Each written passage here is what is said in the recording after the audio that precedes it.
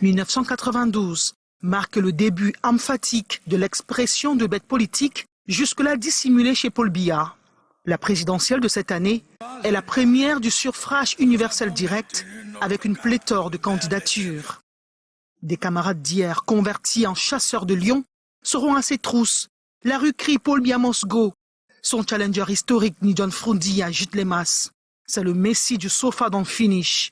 Les organisations de la société civile et partis politiques exigent la tenue d'une conférence nationale souveraine pour sortir de la crise sociopolitique. Contre toute attente, le successeur d'Amadou Ahidjo leur servira cette phrase devenue célèbre. La conférence nationale est sans objet. Biya ploie, mais ne rompt pas. Il remporte l'élection, naturellement contestée. C'est le temps des jeux d'alliance. Le parti MDR, l'UNDP conduit par Daïkole Daïsala et Bouba Maïgari vont le rejoindre pour constituer un gouvernement d'union nationale. Dans ton narquois ou pas, il fera savoir à ses adversaires politiques que l'agitation n'est pas signe de force. Me voici donc à Douala, lance-t-il dans un environnement de tension. 1997-2004, les scrutins présidentiels lui sont favorables. Le mandat étant passé de 5 ans à 7 ans. À la surprise générale, le verrou de la limitation du mandat est levé. Désormais, c'est autant que possible.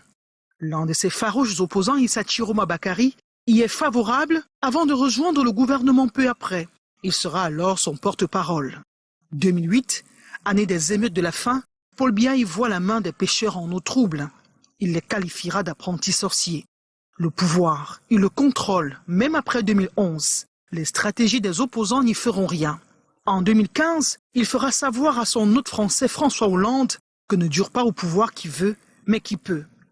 2018, il n'en fera qu'une bouchée. Alors que les marches contre le hold-up électoral se multiplient, il parlera de petits partis politiques.